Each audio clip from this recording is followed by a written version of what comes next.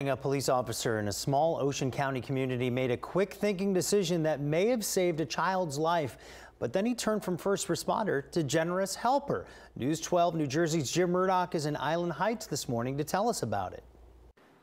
Let's set the scene. A week ago on Monday, it's hot out, mid-upper 90s. A mom just finishes securing her 10-month-old daughter in the car seat in the back seat of her vehicle. She gets out, she walks around, she hears that click, and she says, "Oh no, I'm locked out of my car with my baby inside." She immediately calls the Island Heights Police Department. Officer Rocco Malat shows up. You assess the situation. Absolutely. When we first arrived, we saw a very panicked mother, and of course we wanted to check on that baby. But the first thing was to calm mom down, and then we got our stuff going. You called immediately for first aid, also a tow truck, because they have the tools to open up a car without breaking windows. Correct. We called them immediately, wanted to make sure the baby was okay, but we wanted to get in that car fast. And you're monitoring the baby's conditions. You saw signs of distress. I did. Heat stroke. We were looking at her. She was very sweating. Her eyes were starting to shut, and we knew immediately she was in trouble. You broke the window. We did.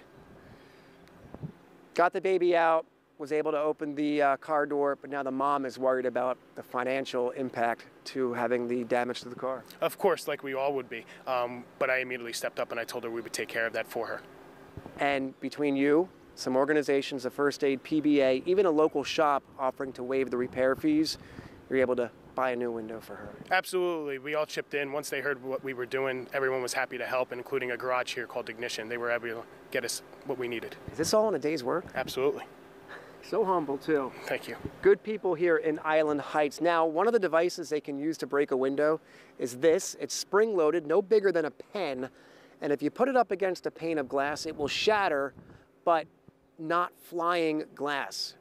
Think about this. You can't just kick in a window with an infant in the back seat. You don't want pieces of glass to fly into the face of the baby. This little tool was donated to the Island Heights Police Department by a local resident here in town, so every officer on duty carries around one of these little pens just in case we saw what happened. A lot of good people here in Island Heights. We're in Ocean County today. I'm Jim Murdoch, News 12, New Jersey.